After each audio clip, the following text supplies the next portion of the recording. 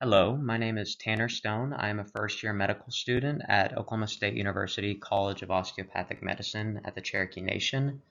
And today I'm going to be presenting our project, Association Between ACEs and the Prevalence of Specific Negative Childhood Behaviors. A quick overview of what we'll be discussing today. We're starting with background, then we'll move on to objectives, and then methods, results, conclusions, references, and acknowledgments subsequently. A little background into our study. Adverse childhood experiences or ACEs, are stressful or traumatic events endured by children during their formative years, that being ages 3 to 17. There are several different types of ACEs, one being living with a parent who has mental illness or drug abuse problems, another being threatened physically or actually harmed, and so on. ACEs have been implicated in the delay of developmental milestones as well as increased behavioral problems.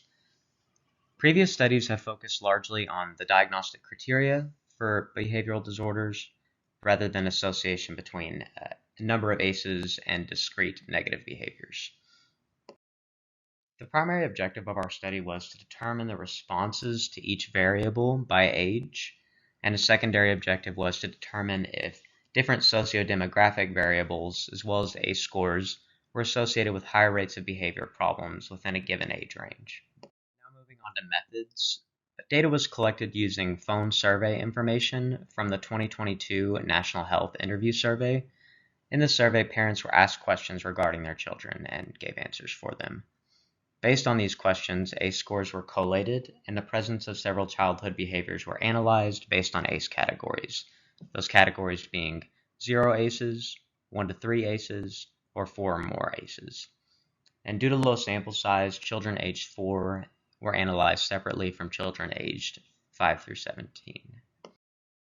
So moving on to the first part of our results, this is for the age group 5 to 17.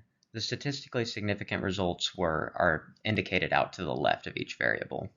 Our statistically significant results associated with ACEs, those variables are readily shares toys/games, and as you can see, children with 4 or more ACEs had the lowest score here, whereas children with no ACEs scored higher. And then often loses temper, you can kind of see that 4 or more ACEs is significantly higher than the other two groups. For generally well-behaved, you can also see a similar trend as the other two.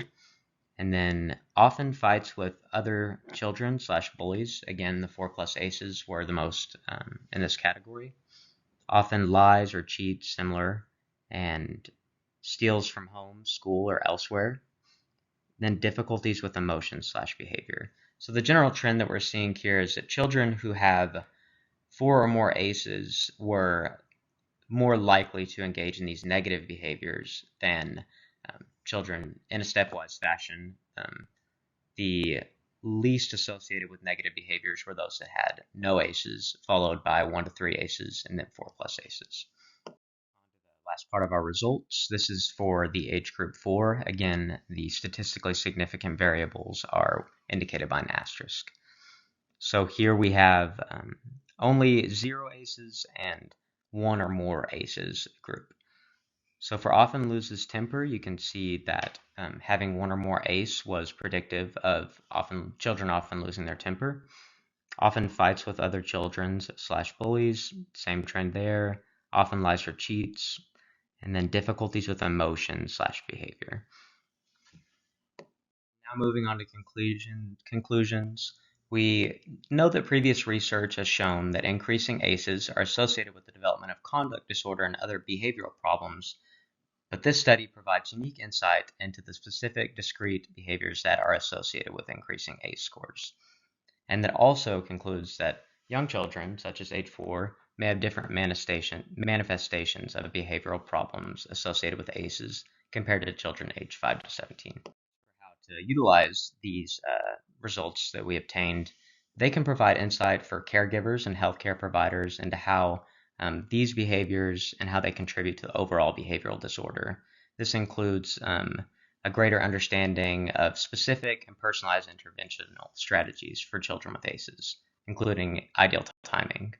I'd like to to acknowledge and thank Oklahoma State University for the access to journals and just allowing us to do this research. They made it possible. Here are my references.